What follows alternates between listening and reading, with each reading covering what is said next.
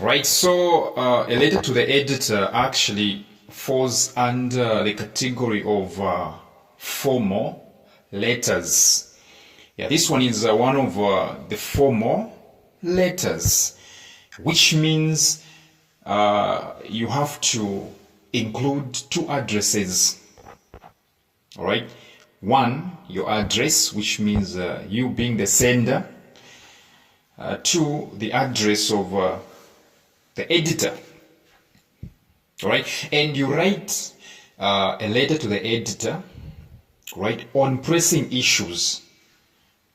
Right, you don't just write, a letter to the editor anyhow. You have to write a letter to the editor on pressing issues. What exactly do I mean when I say pressing issues? I mean issues which are obtaining on the ground. Right? Issues which are obtaining on the ground. Okay. Take for instance, right now when you check Facebook, okay, the most prevalent news is the one that involves illicit videos. You know what I'm talking about, right? We're hearing that this one has recorded a video doing something, something that is not very much acceptable. Okay, something that is not acceptable in any way in our country. That is exactly the kind of development that is obtaining on the ground. So when writing a letter to the editor, you make sure that you focus on the issues which are called pressing issues, the issues which are discussed the most during that time, right? So two addresses, make sure that you include two addresses when writing a letter to the editor. Yeah, so the reason why I said you have to write about pressing issues is that when the editor is publishing, let me say, when the editor is including news, or let me say articles in the magazine, they weigh the information. All right, they make sure that they weigh the information. What do I mean? I mean, if I told your story, if I told your article, remember, a letter to the editor is an article. If I told your article is not carrying substance, they are going to throw it away. That's how it is. All right. So, beside that, make sure that you write two addresses: your address and the editor's address. So look at this question.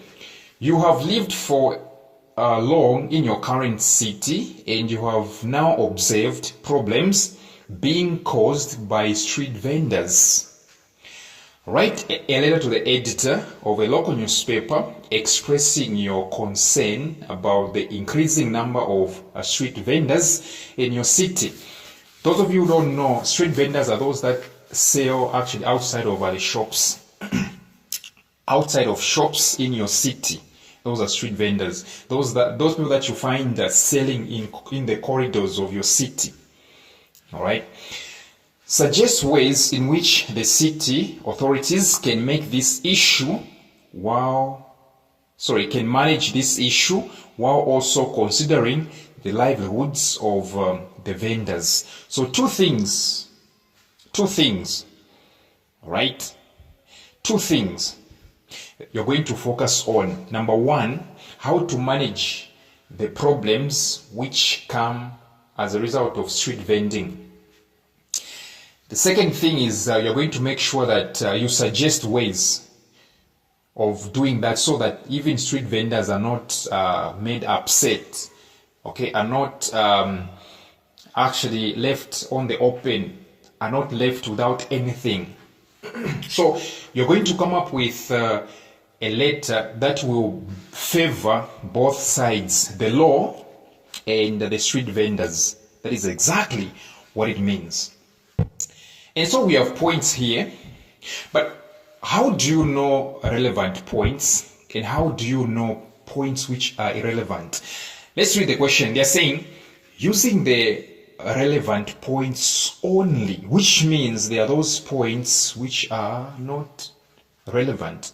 For them to say relevant points only, it simply means to say there are other points which are not important. So like I said in one of the videos, how exactly do you know that this point is relevant? How exactly do you know that this point is irrelevant? The only way to know that this point is relevant is going back to the statements above. Going back to the statements above. Okay? Where they say, write a letter to the editor of a local newspaper expressing your concern. Okay? That's where the clue comes from. Expressing your concern. So, and let me say, every point which is not expressing the concern, your concern, is not a point. It's not a relevant point. That point should be discarded. That point should be considered irrelevant. Every point which is not expressing your concern about the increasing number of street vendors in your city, then get rid of it, ignore it. Again, suggest ways in which the city authorities can manage every point which is not suggesting the ways, okay, of managing the issue. At the same time, considering the livelihoods of the vendors. Okay, every point which is not going to favor both the city and the street vendors, then you have to consider it what? Irrelevant. So let me show you how I arranged points. Here's how I collected points. The first one, to me, according to me, that was a point.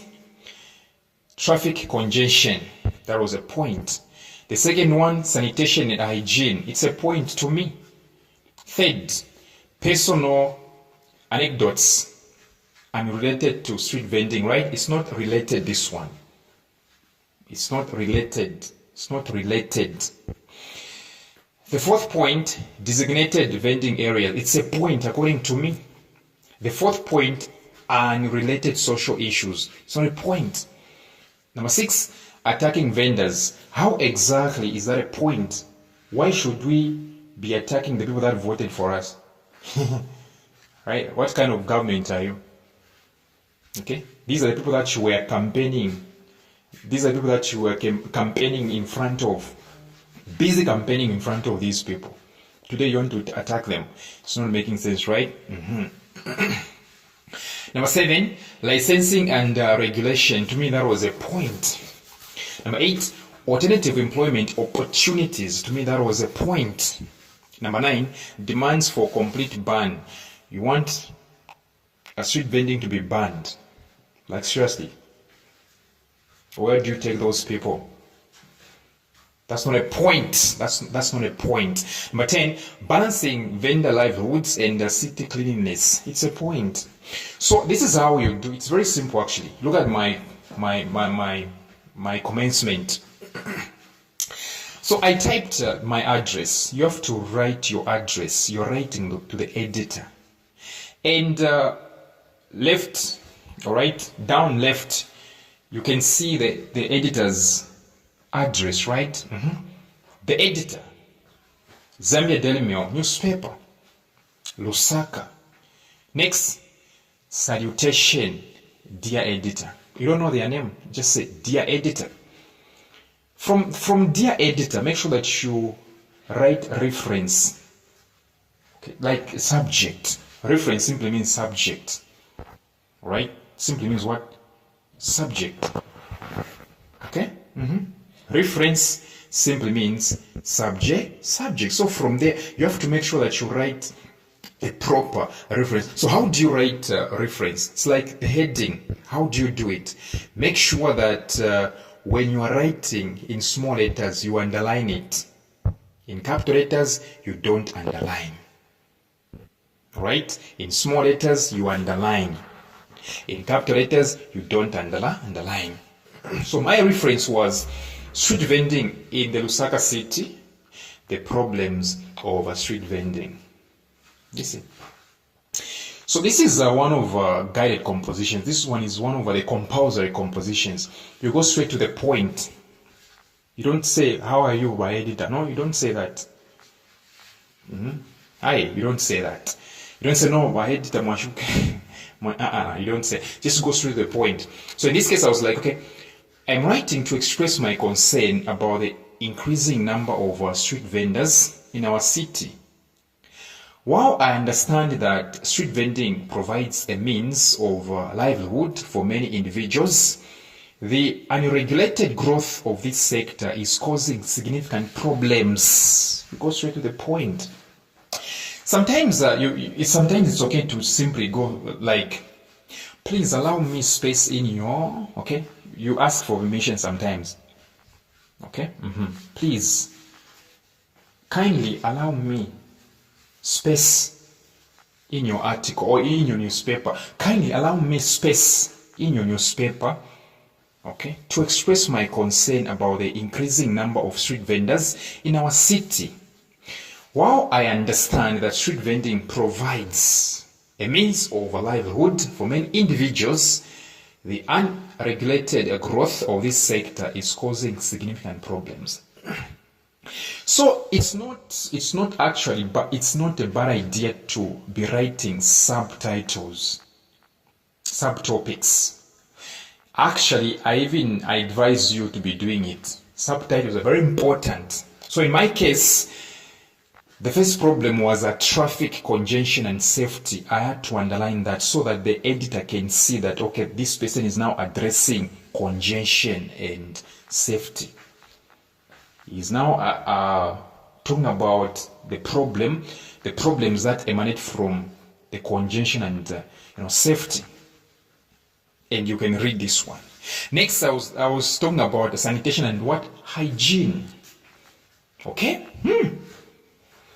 Next, I was talking about managing the issue, which means now the solutions now. Okay?